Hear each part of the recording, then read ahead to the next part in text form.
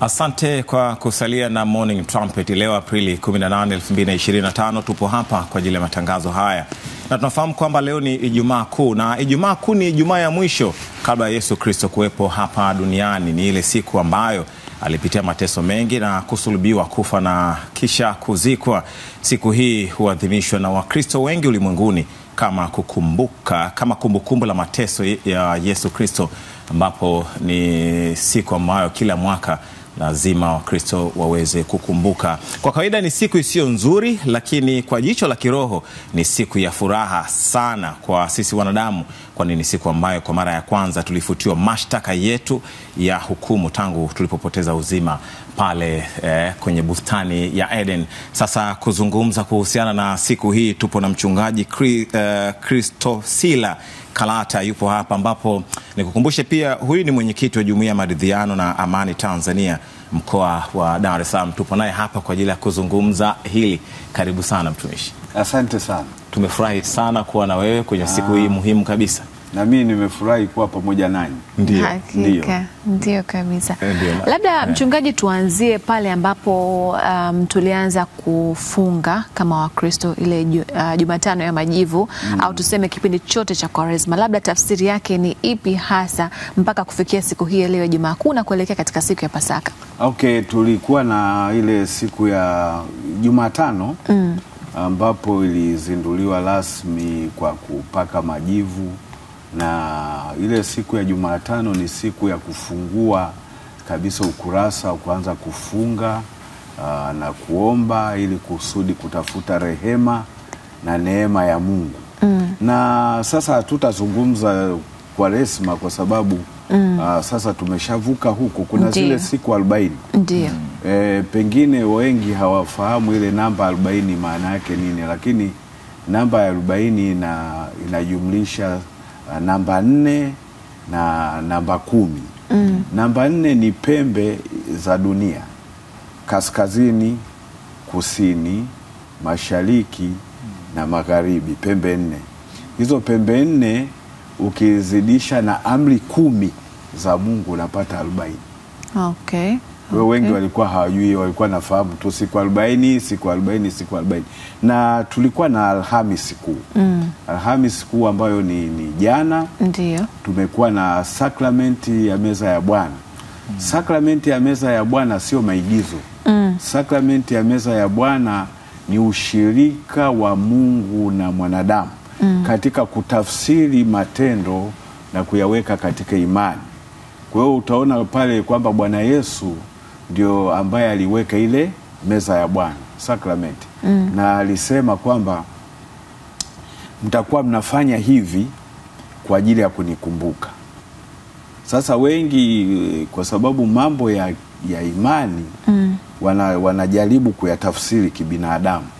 Kwa hiyo usijaribu hata siku moja kuja kutafsiri mambo ya Mungu katika hali ya kibinadamu, unaweza ukafeli. Kwa hiyo wale pale Yesu Kristo mwenyewe alipoweka ile meza ya Bwana, wakamuuliza sisi tunawezaje kula mwili wako na kuinywa damu yako? Kwa hiyo alikuwa na tafsiri kimwili, lakini ukija kiroho maana yake ni kupata kitu katika ulimwengu wa roho ambacho kitakupa uzima wa milele. Unajua chakula cha roho sio makande nini, pilau na nini.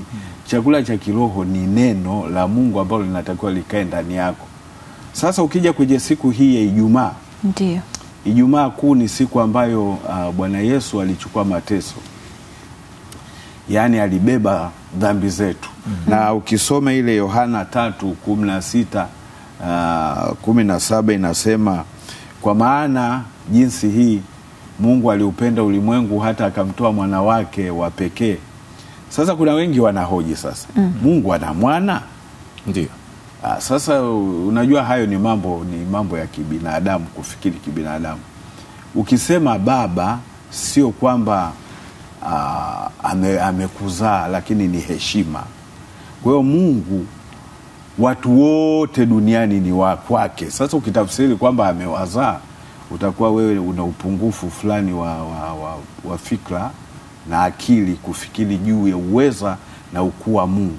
Hebu fikiria Mungu jinsi ambavyo ameumba amemuumba mwanadamu, ameumba ulimwengu, nyota, jua na vitu vyote kaviumba. Sasa huyo ni Mungu wa namna gani? Kwa hiyo kama tulitakiwa tuwe na uzima ambao ulipotea, ina maana kwamba ilibidi Mungu amtume Yesu Kristo ili kusudi kuja ulimwenguni. Alikuwa na nguvu na uwezo wa kimungu, lakini akauvaa ubinadamu. Alipouvaa ubinadamu ndio akazaliwa kupitia mwanadamu. Sio kawaida. Na vitabu vyote vya dini, viangalie vyote, vinaeleza jinsi ambavyo huyu Yesu alizaliwa katika hali ya namna gani na sasa yuko wapi. Kwa hiyo Yesu Kristo ni kiongozi mwema, na kama Yesu ni kiongozi mwema, anawaongoza wanadamu ili wakae katika ulimwengu ambao Mungu ameuumba. Sasa kama Mungu amemuumba mwanadamu ili akae katika ulimwengu ambao ameuumba, kisha mwanadamu mwenyewe akafanya uharibifu, na alipofanya uharibifu mwanadamu, Mungu akatafuta sasa njia ya kurudisha mapatano na mwanadamu, na ni njia ya Yesu Kristo. Inafanana sana na ile tunaosema kwamba maridhiano.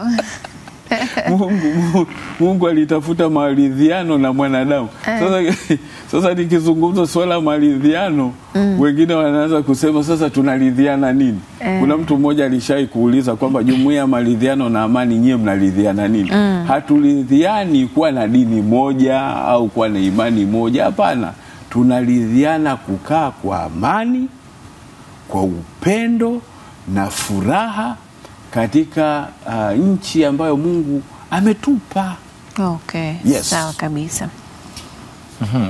Sasa siku ya namna hii, siku kama hii, ni namna gani Wakristo na wanadamu wote wanapaswa kuiishi? Naam. Na utafahamu kwamba hii siku hatuiadhimishi sisi wa Tanzania peke yetu au Wakristo walioko Tanzania peke yetu, ni watu wote ulimwengu mzima, kwa maana jinsi Mungu aliupenda ulimwengu. Sasa angalia fujo zilizoko humu duniani.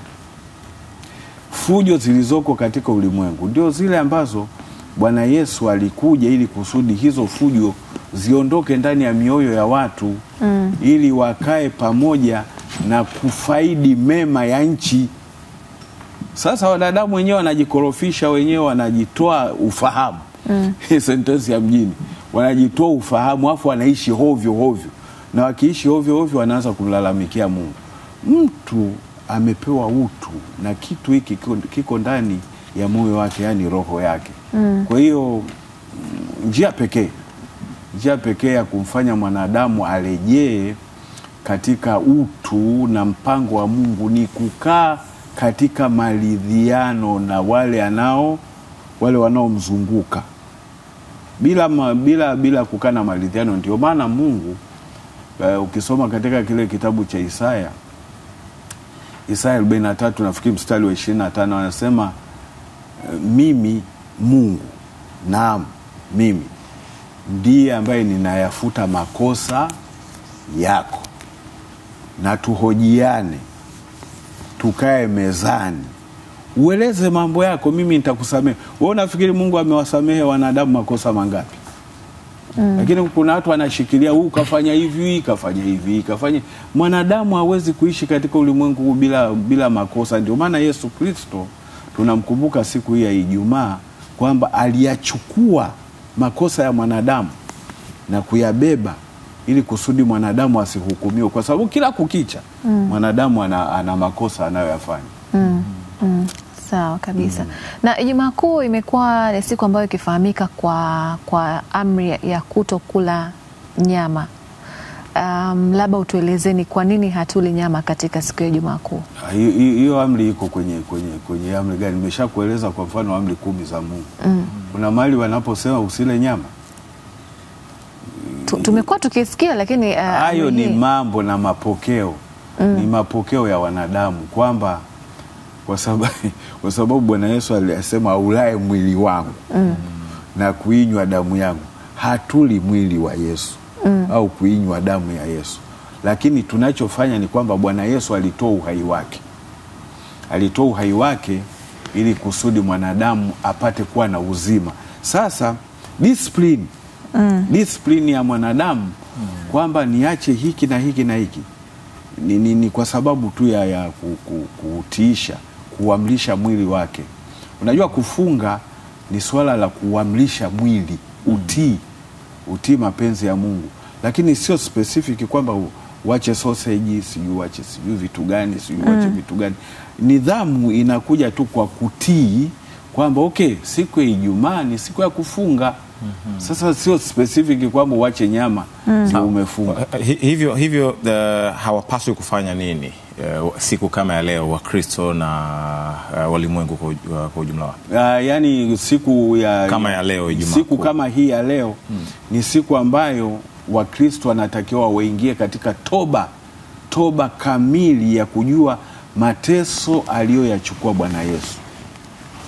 Ukiingia katika toba hiyo, ina maana kwanza wewe unayeingia katika toba utauacha uovu wako. Unaacha uovu. Sawa kabisa. Basi tupate kusikia kile ambacho amekizungumza Askofu James Almasi kutoka kanisa la Anglikana Dayosisi ya Masasi. Leta katika siku ya Ijumaa Kuu ya mwaka wa 2025, mwaka ambao kwa kweli Mungu ametupenda, lakini pia ametupendelea kama mtu mmoja mmoja, kama familia, lakini pia kama jamii na taifa na ulimwengu wote. Kwa muda mrefu sana sasa, katika karne nyingi, kanisa na ulimwengu mzima umeadhimisha na kufanya kumbukizi ya siku ya Mungu kutoa sadaka ya pekee ya Yesu Kristo, ambaye hakutenda dhambi wala hakujua dhambi, isipokuwa yeye mwenyewe kukubali kuwa sadaka kamilifu kwa ajili ya watu. Na ni katika sadaka hii ambayo tunaona Mungu mwenyewe katika Yesu Kristo akikubali mwanawe ateswe, adhiakiwe, adharauliwe, lakini pia hata nokebiwa na watu ambao kwa kweli aliwahudumia kabisa. Na yeye mwenyewe Yesu Kristo akakubali kuteswa ili makusudi kama mwanakondoo aendaye kuchinjwa afanyike sadaka kwa Mungu, ili watu ambao walikosa nafasi ya kumkaribia Mungu waweze kumkaribia Mungu. Ashukuriwe Mungu kwamba katika siku ya Ijumaa Kuu ndipo tunapoweza kuona kwanza ufunguo wa Mungu kumkaribia yeye. Yani kabla hatujaadhimisha sikukuu ya Pasaka, tunapoona na kushangilia, lakini pia kumshukuru Mungu kwa sadaka ya Yesu Kristo kuteswa na kuchinjwa, lakini pia kuuawa. Hiyo ndio inakuwa ufunguo wa kuingia katika Agano Jipya.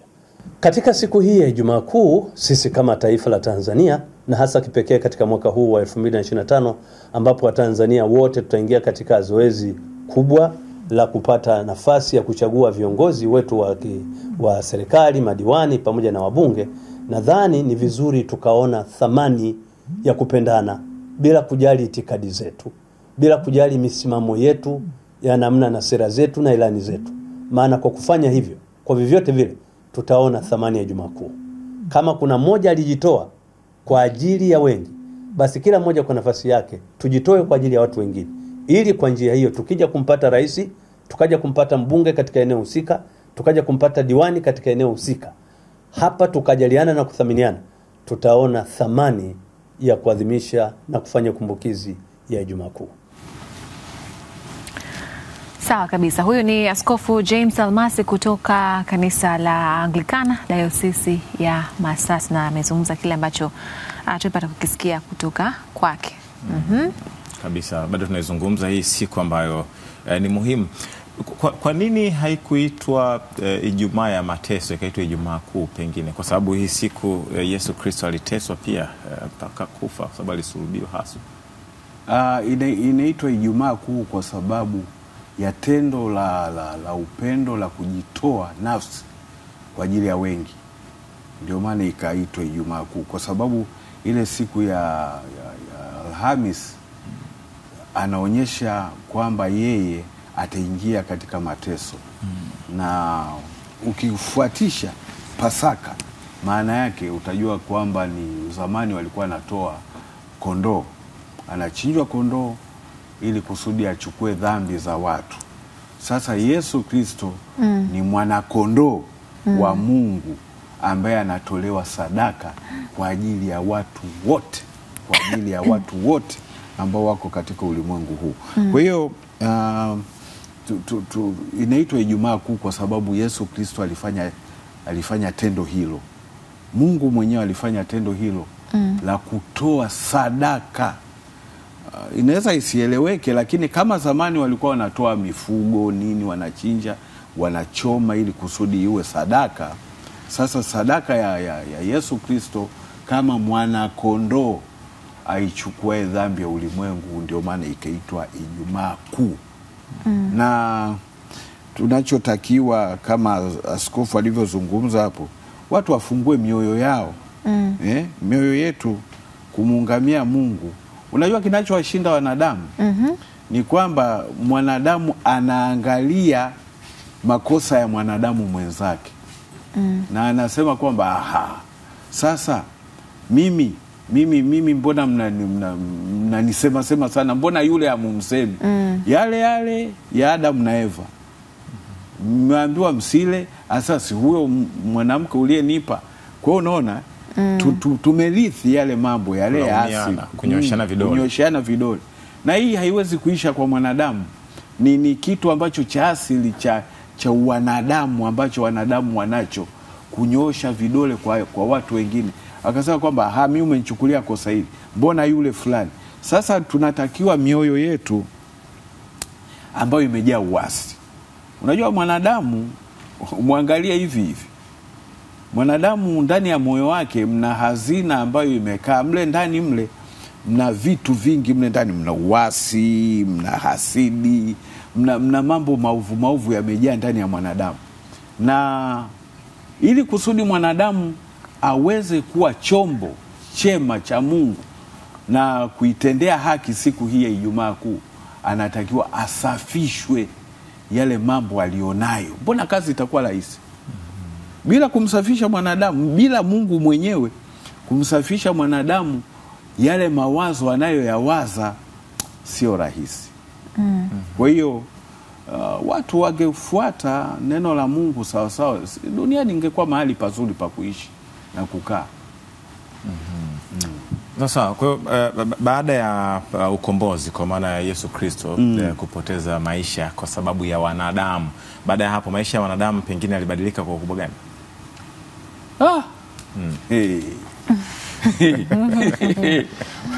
Mwanadamu mimi namkumbuka maandiko ya Mungu mwenyewe. Mungu alinyosha mikono kwa mwanadamu, akasema hivi, mwanadamu huyu kabisa sitashindana naye. Sasa ikiwa Mungu alinyosha mikono, hili kwenye kitabu cha Mwanzo, unakumbuka watu wanaosoma maandiko kwamba Mungu aliifuta dunia na gharika. Si mnakumbuka? Akaifuta, na alipoifuta akategemea kwamba mwanadamu ataanza upya. Wapi bwana? Yuko pale pale ndani ya moyo wake mmejaa vitu vya uasi na matatizo mengi. Kwa hiyo Mungu akasema hivi, mimi sitashindana na mwanadamu. Kwa hiyo wewe katika dunia hii ukijaribu kushindana na mwanadamu, utapatwa na ile wanaita nini, afya ya akili. Changamoto ya afya ya akili. Utapata changamoto ya afya ya akili. Kabisa, utawehuka. Kwa sababu mwanadamu hana msimamo. Sawa kabisa. Tupate kusikia kile ambacho pia amekizungumza Askofu Godfrey Shaba kutoka kanisa la Anglikana, askofu Dayosisi ya Morogoro, lakini pia pamoja naye atakuwepo mchungaji George Pindua kutoka kanisa la KKT usharika wa Kilakala. Kristo wote duniani kote tunaadhimisha tukikumbuka siku ambayo Bwana wetu Yesu Kristo alikufa pale msalabani na kutoa damu yake kwa ajili ya ukombozi wa wanadamu. Tumejiandaa kuipokea Pasaka kwa mafundisho kanisani kwetu kwa wiki nzima. Katika wiki hili wiki ambalo linaanza wiki takatifu, na tunaipokea kwa kutoa mafundisho ya tukio hili la kufa kwa Bwana wetu Yesu Kristo kwa ajili yetu, lakini kuwafundisha Wakristo kuhusisha kifo cha Yesu na maisha yetu ya kawaida ya kila siku, kuishi maisha ya toba, maisha ya kumwamini na kumfuata Yesu na kumtegemea katika maisha ya kuishi kama Yesu anavyotaka, alivyofundisha katika neno lake, maisha ya utakatifu, maisha ya unyenyekevu, maisha ya kujitoa na kujitolea kwa ajili ya wengine kama Yesu alivyojitoa kwa ajili yetu. Ijumaa Kuu ni siku muhimu sana kwa Wakristo wote duniani, kwa sababu ni siku ambayo tunakumbuka kifo cha Yesu Kristo pale msalabani. Na kifo hiki kimeleta baraka sana kwa kanisa. Kimeleta baraka kwa sababu tuna mambo makuu matatu ambayo tumepata faida kwa ajili ya kifo cha Yesu. La kwanza ni upatanisho, kwamba Wakristo wanapatanishwa na Mungu kupitia kifo chake Bwana wetu Yesu Kristo. Lakini jambo la pili, tunapata wokovu, kwamba Wakristo wanapata wokovu kwa sababu kifo cha Yesu kinatupa sisi wokovu na matumaini mapya katika maisha yetu. Lakini jambo la tatu, kifo cha Yesu hiki kimeleta faida kubwa, kuleta upatanisho. Watu wanapatana. Na upatanisho huu kama nilivyosema, ya kwanza ni upatanisho, ya pili ni wokovu, lakini jambo la tatu ni msamaha. Pasaka hii tutaisherekea. Mimi binafsi kama kiongozi wa kiroho nitapata nafasi ya kushiriki ibada kanisani pamoja na waumini. Lakini nitawaambia waumini pia kwamba wajenge tabia ya kusameheana. Nimejiandaa kuipokea Pasaka vizuri sana kwa sababu najua ni ufufuko wa Yesu Kristo.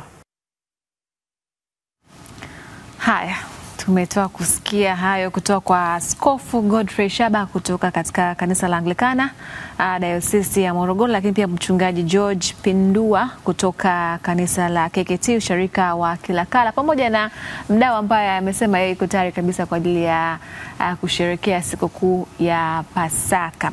Labda mchungaji, utuelezee maisha baada ya Kwaresma yanatakiwa tunatakiwa kuyaishi vipi? Hapo ndio panapomshinda mwanadamu. Yaani yanayosemwa na yanayotendwa mbali. Inatakiwa kuishi na uadilifu na nidhamu, katika kwanza kumtii Mungu. Kuishi katika uadilifu. Sio kwamba ni kipindi hiki tu. Unajifanya mtakatifu, unafukua makosa ya wengine.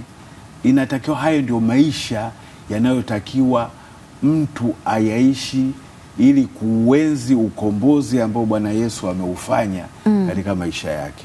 Kwa hiyo utaona kwamba Mungu tukiyavaa maarifa ya Mungu, mbona tutaishi kwa amani, kwa furaha? Tukiyavaa maarifa ya Mungu, tutaishi kwa amani na kwa furaha na kuzitumia resources. Resources ni rasilimali ambazo Mungu ametupa, tutazitumia vizuri bila kuwa na matatizo. Lakini kwa sababu hatuyaishi,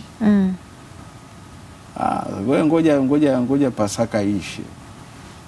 Labda unaposema utii, unamaanisha nini? Yaani utii, ili kumtii Mungu, Mkristo anatakiwa kufanya nini? Kwanza mtu anahangaika humu duniani kutafuta nini? Kinachomfanya mwanadamu ahangaike humu duniani. Unajua kuna wengine wanahangaika, wanataka wamuokoe mwanadamu. Yeye anahangaika kumuokoa mwanadamu. Mungu alishaifanya hiyo kazi. Wewe unachotakiwa ni kumtii Mungu. Mtu anaishi humu duniani, amtii Mungu, aishi vizuri, aiendeleze jamii inayomzunguka ili kusudi maisha ya duniani na yale maisha ya baadaye yawe mazuri katika ustawi wa mwanadamu. Kwa hiyo maarifa ya Mungu ni makubwa. Mungu maarifa yake hatujayajua vizuri na hatutayajua, lakini pale tutakapomtii, tutakapoyaishi maisha katika utiifu, katika kukaa na kujua kwamba jirani yangu anatakiwa nimfanyie mambo haya. Huyu ndugu yangu Pindua wa Morogoro amezungumza kuhusu upatanisho. Kama Bwana Yesu alikuja kutupatanisha na Mungu, kulikoni we mwanadamu na mwanadamu mwenzako msipatane? Kwa nini msipatane? Kwa nini msipatane? Kwa hiyo Ijumaa Kuu inatuhimiza kupatana. Tunachelewa wenyewe kwa maendeleo ya kijamii, ya kifamilia na ya kitaifa, kwa sababu hatutaki kupatana. Na unaweza ukamkuta mtu anazungumza kwamba mimi ninazungumza kwa niaba ya hayo mambo afadhali kwenye siasa sikuingia. Mtu anasema hivi, ninazungumza kwa niaba ya. Hebu niambie yule mwana kijiji aliyeko kule kijijini kule, mwingine hata kanda mbili hana, wewe unazungumza kule kwa niaba yake?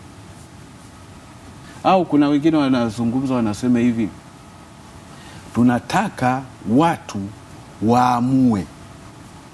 Wewe unaweza ukakusanyisha watu milioni 60 wote waamue, waweke kwenye bunge waamue? Haiwezekani.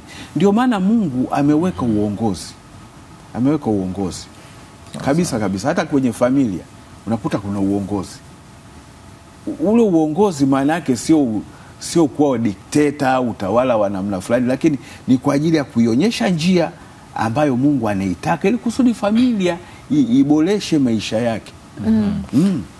Sasa kufuatia kifo cha Yesu Kristo, toba ilianzia pale. Bila shaka watu wakaanza kusamehewa dhambi zao.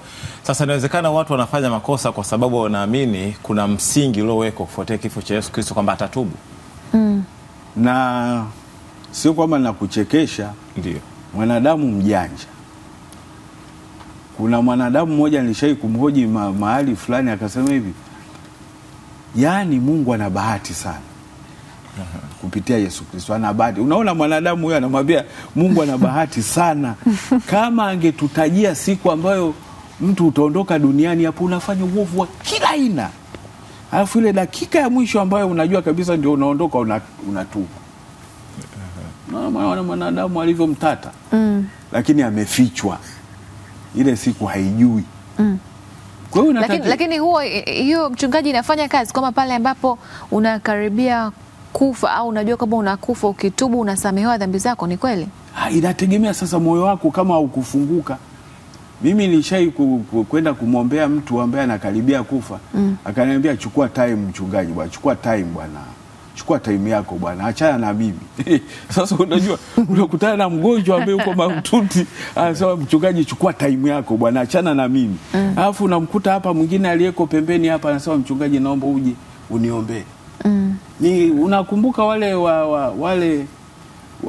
wahalifu waliopandishwa msalabani na Bwana Yesu? Mmoja alimwambiaje Bwana Yesu? Yaani akamwambia, hata wewe kweli umepandishwa huku juu na miguvu yote ulionayo hiyo, kama wewe unaweza basi jiokoe, utuokoe na sisi. Unaona mwanadamu alivyo, kapandishwa juu huko na hata shuka na kifo kinamkaribia. Mwenzake akamwambia, wewe unazungumza hivyo kwa Bwana Yesu? Sisi tuna makosa tumeyafanya. Bwana Yesu, naomba unikumbuke katika ufalme wako. Unaona hao watu wawili.